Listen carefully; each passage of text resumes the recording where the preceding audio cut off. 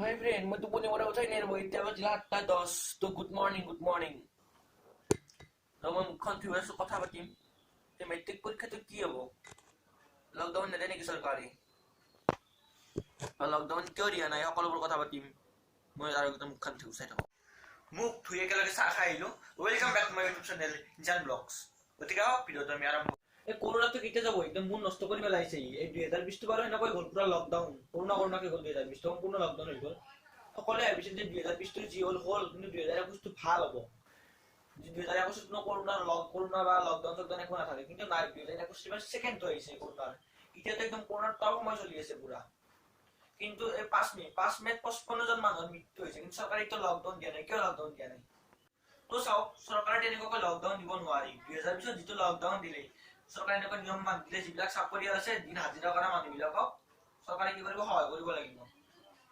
তেনেকৈ এজন চাকৰিয়ালে 5 ঘৰ মানুহক 5 ঘৰ দিন হাজিৰা কৰা মানুহক সহায় কৰিব লাগিব তেনেকৈ সৰকাৰে নিয়ম মান দিলে কিন্তু এবাৰ কোনে সহায় কৰিব যেনেকৈ লকডাউন দিলে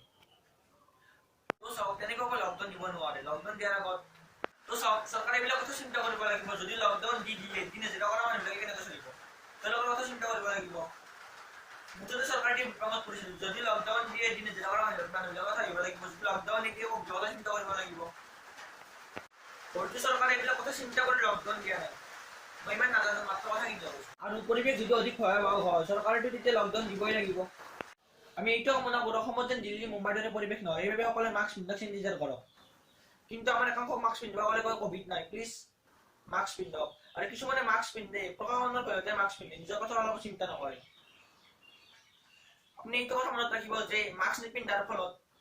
আনৰ লগতে আপোনাক ক্ষতি কৰিব প্লিজ আৰু মেট্ৰিক হায়াৰ সেকেন্ডাৰী পৰীক্ষাটো মেট্ৰিক হায়াৰ সেকেন্ডাৰী পৰীক্ষাটো এগ্ৰমে দিছিল অনিৰ্দিষ্টকাললৈ পৰীক্ষাটো বিষয় হ'ল কোভিডৰ ভয়াবহ পৰিস্থিতিৰ বাবে আৰু সেৱা কৰ্তৃপক্ষই এইটো জানাইছে যদি পৰিস্থিতি অধিক ভয়াবহ হয় তেতিয়াহ'লে পৰীক্ষাটো অনলাইন ব্যৱস্থা কৰিব সকলোৱে ঘৰতে থাকক আৰু সুৰক্ষিত থাকক সকলোৱে মাস্ক পিন্ধক আৰু যদি আমাৰ ভিডিঅ'টো ভাল লাগে লাইক কমেন্ট শ্বেয়াৰ আৰু চেনেলটো সাবস্ক্ৰাইব কৰিব নাপাহৰিব মাস্ক পিন্ধক ধন্যবাদ